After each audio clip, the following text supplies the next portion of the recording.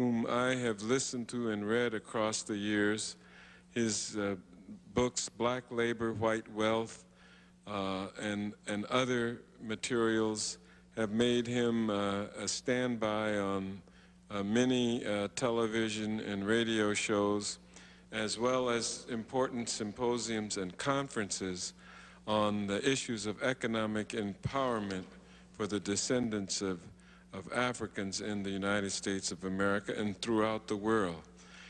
He is, whenever there's an important national convention or convening of people to talk about this subject, I never fail to find him on the program and enjoy him immensely. We welcome now Dr. Claude Anderson. Thank you very much. And to my colleagues, let me say good afternoon to you and plus the members of the audience. According to John's letter, he indicated to me that he wants me to speak to develop a national plan, and John, that's what I'll try to do for you very quickly. But let me preface that by simply saying that if you hear about reparations, get this very firmly fixed in your mind. You're not here for a parlor discussion. It's not something to talk about that's nice. If you don't get reparations as black folk, you're through in this country. Let me be that very specific for you. You see, what's happening to black Americans is that black Americans have been systematically, socially engineered into the lowest level of a real-life monopoly game.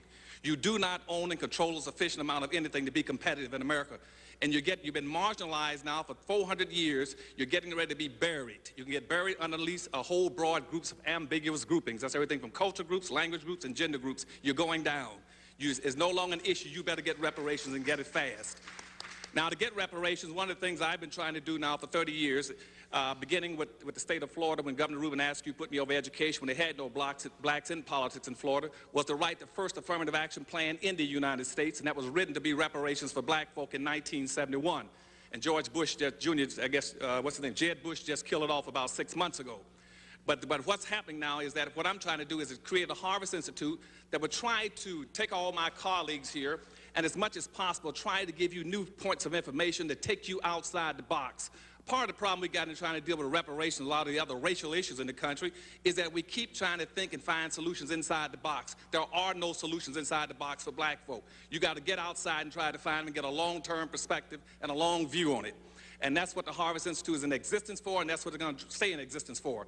Now, the reason you cannot win, as I said, is that you've been locked into this low level of a real-life monopoly game. You do not own and control enough of wealth. See, in 1860, for instance, black folk, as a direct result of slavery, had an ownership. When you were 98% slaves, you had an ownership of 1/2 of 1% of this nation's wealth in 1860 on the eve of the Civil War. Now, this is the richest country in the world, the most capitalistic country in the world. And here you are 140 years after slavery when you're supposedly 100% free and you still only have 1/2 of 1% of this nation's wealth. You cannot compete. The typical average white person in America has 3,500 times more money than you have. And that's not true only of blacks in America, it's true of the world internationally. What's happening right now is blacks is a marginalized, subordinated class of people all over the earth. You have 1/2 of 1% of wealth in this nation. The same thing is true all over the world. In the world, there's approximately $392 trillion worth of wealth on the earth. And black folk around in the world have less than 1% ownership of it. That includes all the African countries, that includes Brazil, Caribbean, and America. You don't own enough control of anything. Whites control almost 100% of all the wealth, power, resources, privileges, and controls of all levels of government. You're playing a game you can't win. You got to get reparations. Now, how are you going to get it? Let me give you a run through of 3 or 4 things very quickly because I don't want to take up the time here. First thing you must do, I've heard it mentioned already, we got to commit a national campaign all over this country to start publicizing the issue of reparations for black folk. Not as something nice, but as a necessity, period. That means every living soul, every organization, every corps, every institution in this country must begin to start promoting reparations for black folk all over this country. That's level 1, is a massive, massive promotion of reparations for black folk. Second level, level 2, what we must do at second level 2 now is to start having facts-finding hearings. You must have facts-finding hearings all over this country. And you're going to have facts-finding hearings on at least 2 different levels. One is you're going to go after facts finding about what roles governments have played in the reparations, in the slavery trade against black folk, and enslavement of black folk, the marginalization of black folk. And that should break down into two levels. One is to investigate all levels of domestic governments, that's city, county, federal, and state governments. And the second group would go after international. So you should have two groups of black folk in this country exploring and fact-finding on what roles government have played, one domestically and one internationally. On the left-hand side, you should be doing the same thing for the domestic side. You should be going after the private sector. You should be going after all the private corporations in the United States, what roles they played and how they benefited directly from slavery. And also, on the same side, you must go after all the international corporations and the roles they played and how they benefited. Now, the Harvest Institute right now, my think tank, we've already picked up one. We put out a press release on that. We're going after domestic role that major corporations played in the United States. We've already identified approximately 240 companies that are still in existence that profiteer directly and enrich themselves off of black folk. We're going after that. And what we have to do in our fact finding is be able to factuate, document. There are direct line between how blacks have been crippled all the way up to economically, politically, socially, and educationally, and tied into these major corporations or tied into levels of government. That's your level 2. Level 3, you must then start having a national convention in this country. And right now, I think Dorothy Tillman in Chicago is already, we talked about this. She's going to try to call one in Chicago this coming year. We must have everybody who's playing a role, like Congressman Conyers and everybody from the Congress, and Cobra, everybody should be at a national convention where we all come in there to not only energize each other, but to share information, see where we are. They're trying to set that up for this coming February, someplace in the United States, possibly Chicago. That's your third level. The fourth level you should start doing is trying to get into, out of this conference should come strategies and plans and a specific role model. You got to have a model that every black can tie into. A model for reparations. Now, my model's a little different from everyone else's, and that's because I'm outside the box. I'm going to try to pull everybody else outside if I can get them. Now, most people are going to try to follow the Jewish reparations model or the Japanese model. I'm following the Indian model. The Indians are the most appropriate model if you want to track down, doing anything to get reparations of black folk. Why? Because, you see, only American Indians and black folk were spelled out in the Constitution. The Indians on reservations and black folk. There's a direct lineage between those two groups. And if you really want to track and get reparations, the easiest and quickest way is to go find out what happened to American Indians, what benefits they got, and track it.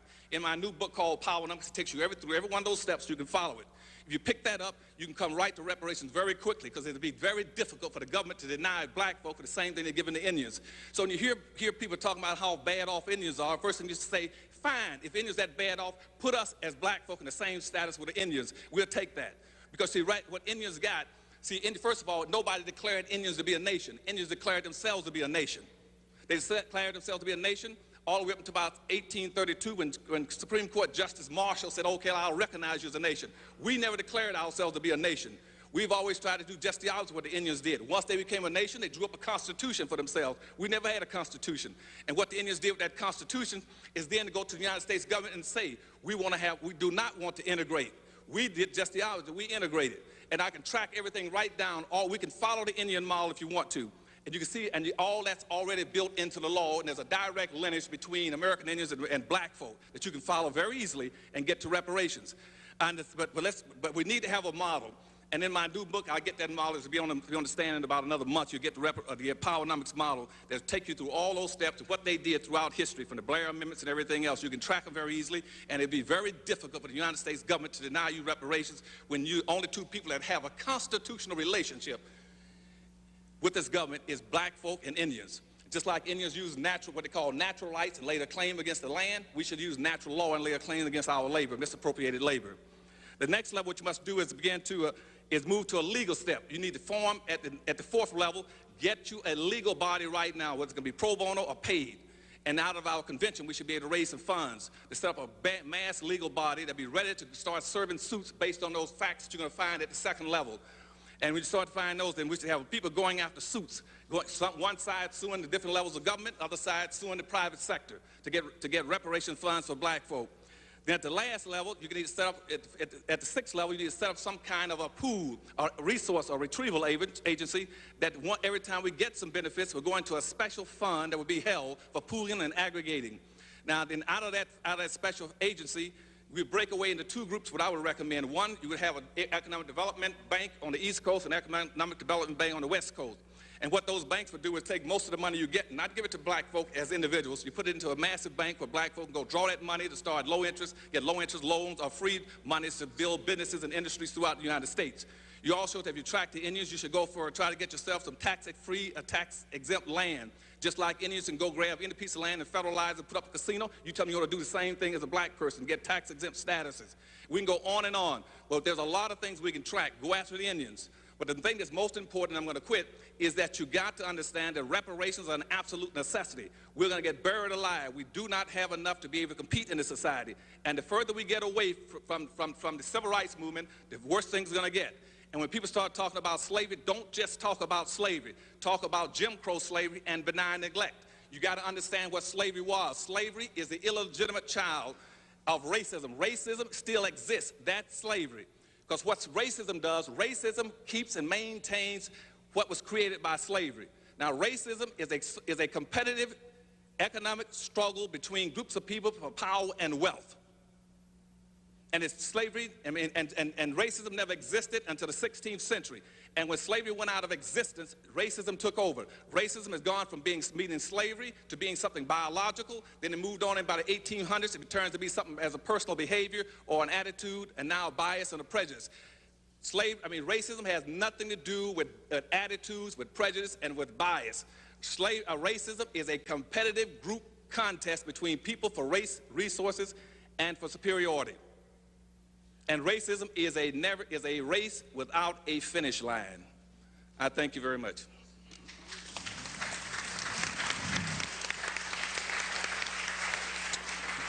Do we have a panel here or what? I mean, let's give him another round of applause.